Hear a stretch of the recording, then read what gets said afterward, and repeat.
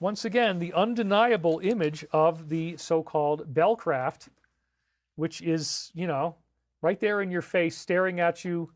You can't deny it. These people don't seem to be aware of it so much, but it obviously is the result of a UFO sighting. And, because it so perfectly falls in line with what we see today. This is another one that is so amazing that you've probably seen before. I've certainly shown this to you before. It's one of my favorite ones. It's from 1486, Carlo Crivelli. Crivelli did this, and it's called The Annunciation with Saint Emilius. Annunciation is where Archangel Gabriel first let Mary know that she had a divine birth coming. And so this is the moment, maybe the moment where the actual birth was transferred into her, where the seed of Christ was planted in by some type of divine means. But you get this UFO-looking thing with a laser-like beam going right into where Mary is in this building. It's fascinating. So there it is, the Annunciation with Saint Emilius. So here it is from the wide view. And then as we zoom in a little more, you see, my God, there's that flying saucer up there in the sky, beaming in this beam, causing this to happen. And it is, again, you can see that it's like layers within layers. It has what look like metallic spheres on the bottom. Again, totally fitting with this concept of modern UFO sightings. And so once again, we're going to go back to ArtNet. And this was the moment when Archangel Gabriel announced to Mary that she was going to be giving birth to the Messiah. There's a laser-like beam that reaches her and touches her. It's obviously similar to a UFO. Was this widely known back in 1486? Well, that's the question we have to ask. So let's go down, and I'm going to actually zoom in now on Mary. I want to do that with some of the time that I have here, so we can see where does it actually touch her. It looks like it's touching her right in the pineal gland. How fitting is that? So let's bring that part in here. Yes, that's exactly what it looks like. So we have the UFO up there. We have the whole thing. Let's do that again. All right.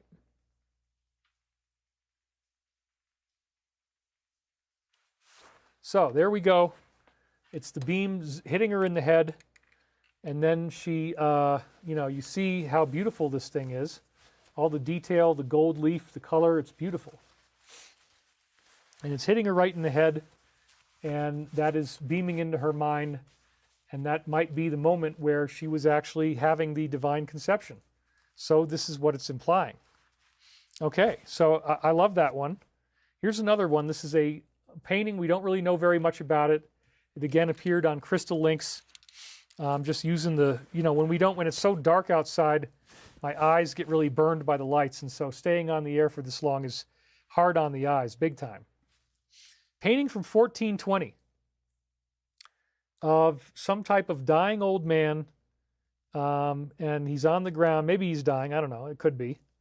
But then what are those clouds in the background? And notice there's angels there. So we don't really have a lot of context on this one about what this is about. But notice there's winged beings in the background on the left. And then there they are coming out of their craft. Clearly stylized UFO type of clouds up in the sky above them. Again, this is clearly Christian based on the presence of the angels. Some type of Christian artwork. And again, the clouds undeniably have that UFO-like appearance. So what are you guys thinking about this? I'm curious to hear your thoughts so far. I think disclosure from official would be great, but for those of us who know, we know. It's Davina St. Clair. Directed energy, communication signals funneling through the body, transmission of information.